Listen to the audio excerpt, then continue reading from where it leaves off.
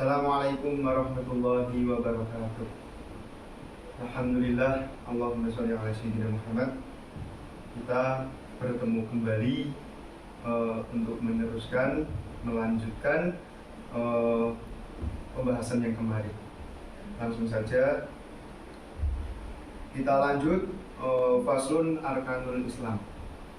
Saya bacakan terlebih dahulu. A'udzubillahi minasyaitonirrajim. Bismillahirrahmanirrahim.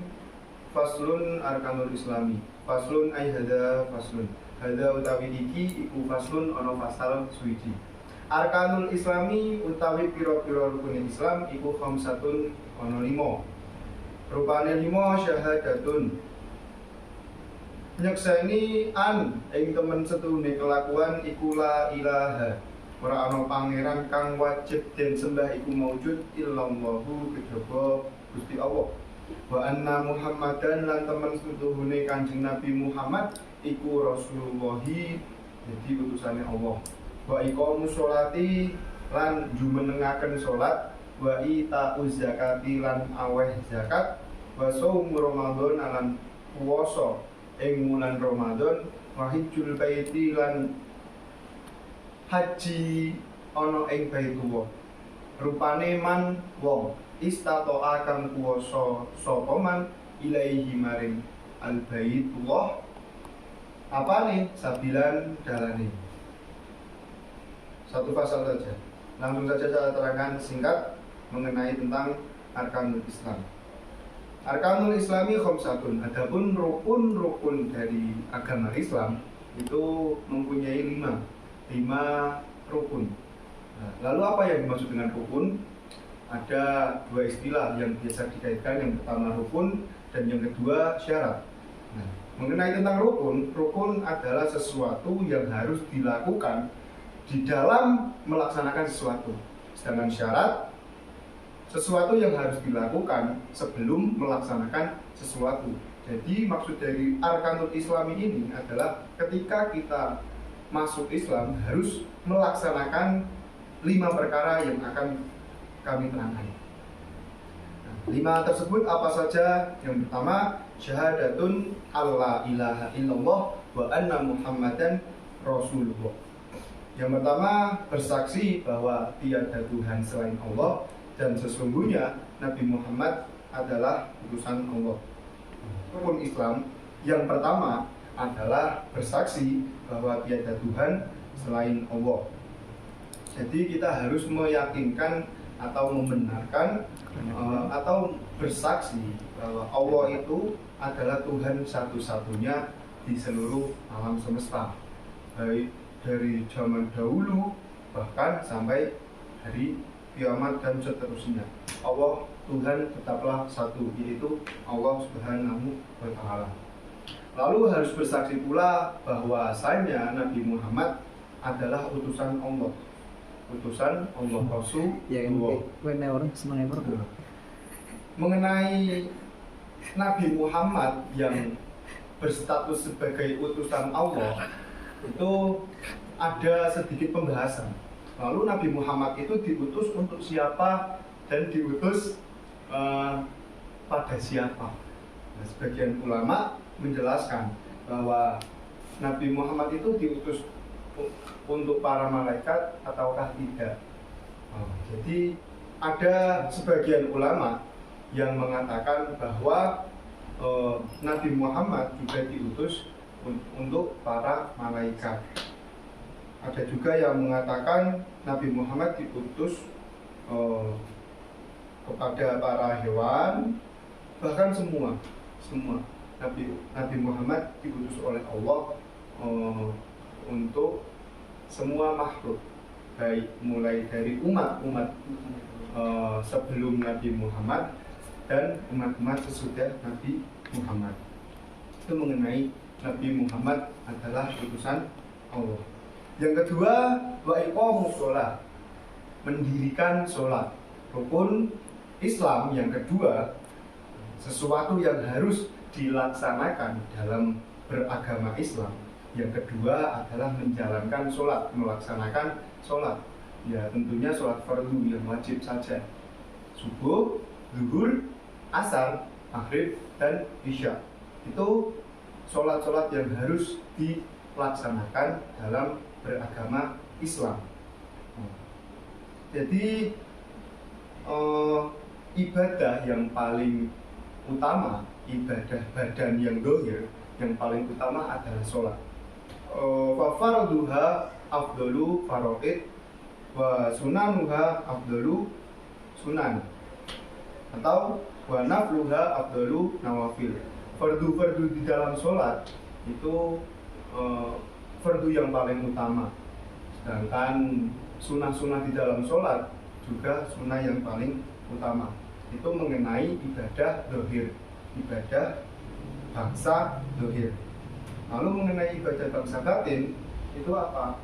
Contohnya seperti tafakur, terus makrifat, tawakal, sabar. Intinya ibadah-ibadah yang batiniyah itu statusnya lebih tinggi daripada sholat.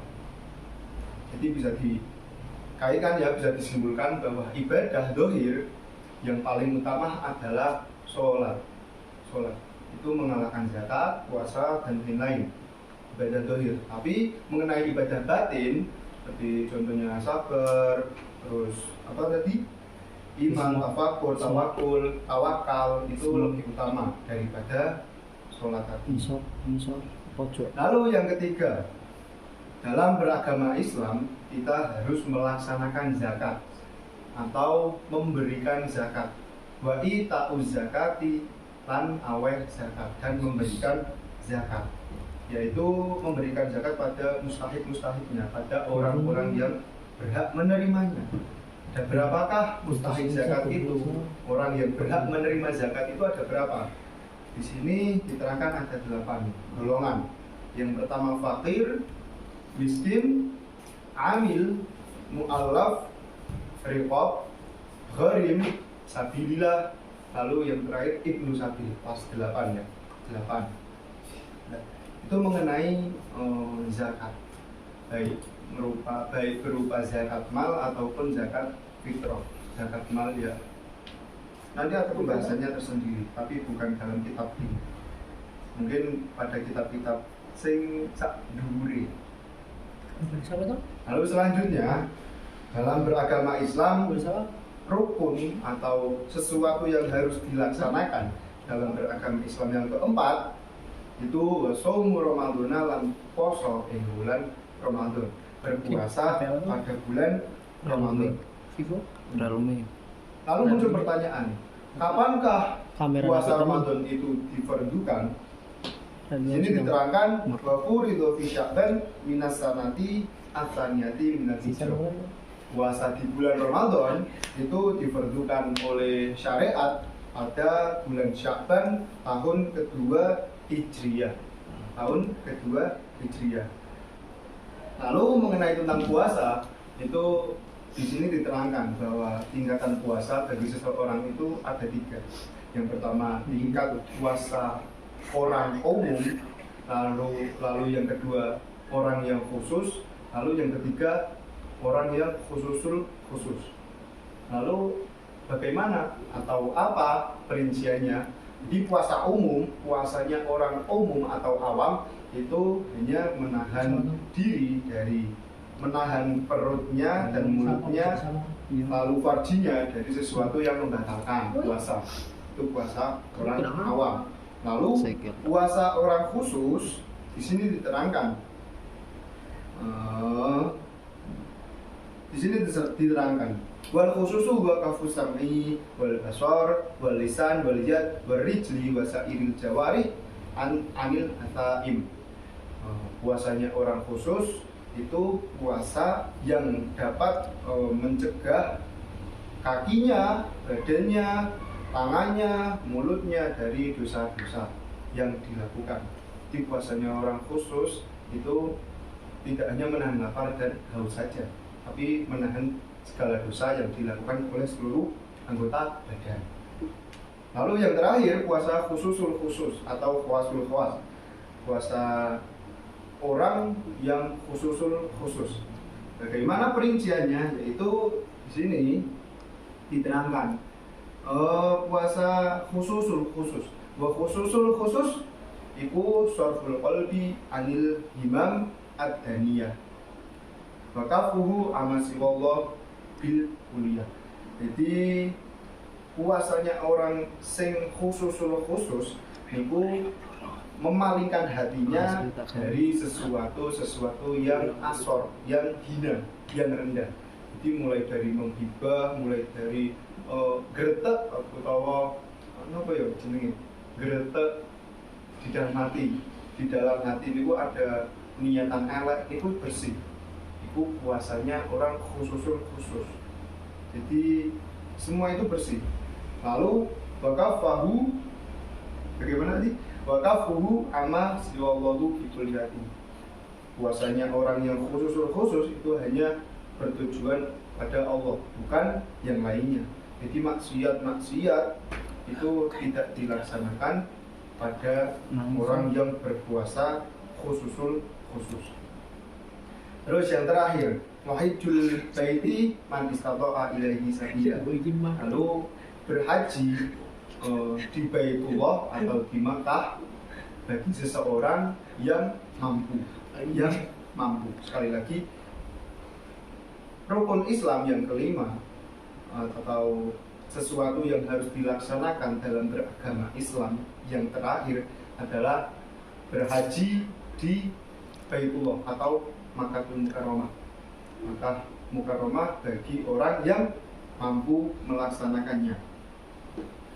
Lalu semua ulama, hampir jumhurul ulama itu sepakat bahwa haji, bahwa semua nabi yang diutus oleh Allah itu melaksanakan ibadah haji.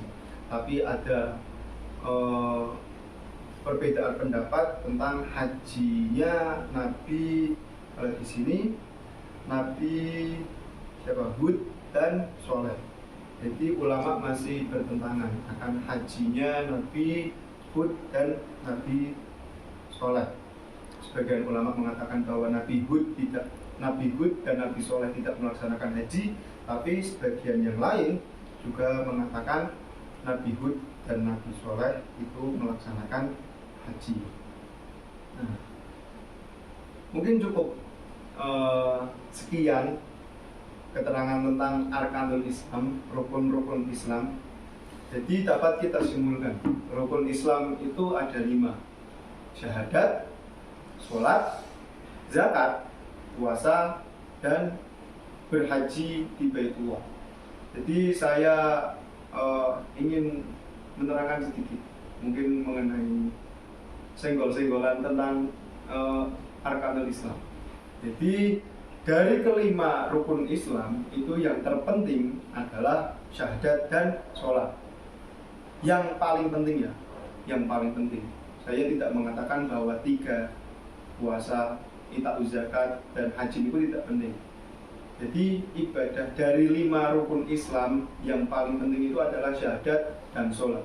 Karena syahadat dan sholat itu mau dalam kondisi apapun itu harus atau tetap wajib dilaksanakan untuk umat Islam. Berbeda dengan jika puasa, terus memberikan zakat dan haji. Itu bagi orang-orang yang memang tidak mampu melaksanakannya, maka boleh meninggalkannya. Tapi ada konsekuensi tertentu. Contoh, pada saat puasa jika tidak kuat nanti wonten bayar utawa mangke ngodoni utawa bayar utangi. Terus ita'uz zakat tidak wajib bagi seorang yang tidak mempunyai harta. Terus bagi haji itu tidak wajib bagi orang yang tidak mampu, tapi wajib untuk niat pergi ke Baitullah, niat wajib. Nah, saya kiaskan saja, mungkin sedikit. Jadi ibarat arkanul Islam ini, jempol saya syahadat, jari telunjuk saya sholat, sedangkan yang ketiga zakat, jari tengah, terus jari manis ini puasa Ramadan, dan jari kelingking itu hijjul baiti atau naik haji di Baitullah. Jadi ini rukun Islam. Jadi ada 5. Jika ini dari 5 yang sudah saya kiaskan tadi, mulai dari syahadat, sholat, zakat, terus puasa dan haji, itu saya lepas. Mungkin yang haji, jika kita tidak melaksanakan, itu masih arkanul Islam masih ada. Terus, lalu jika kita meninggalkan puasa, kalau memang tidak mampu, itu arkanul Islam ini korbannya masih tetap ada. Lalu jika kita melepaskan zakat, itu arkanul Islam ini masih ada. Tapi jika kita meninggalkan salah satu dari syahadat atau sholat, apa yang terjadi? Coba kita lepas yang sholat. Nah, arkanul Islam akan jatuh. Atau kita lepas yang syahadat. Nah, arkanul Islam akan jatuh lagi. Jadi yang paling penting dari kelima itu adalah syahadat dan sholat. Mungkin hanya seperti itu yang saat ini bisa saya sampaikan mengenai arkanul Islam. Wallahu a'lam bishawab. Cukup sekian dari kami, Pondok Pesantren Darussalam Putra. Apabila ada kesalahan, mohon maaf sebesar-besarnya. Wassalamualaikum warahmatullahi wabarakatuh.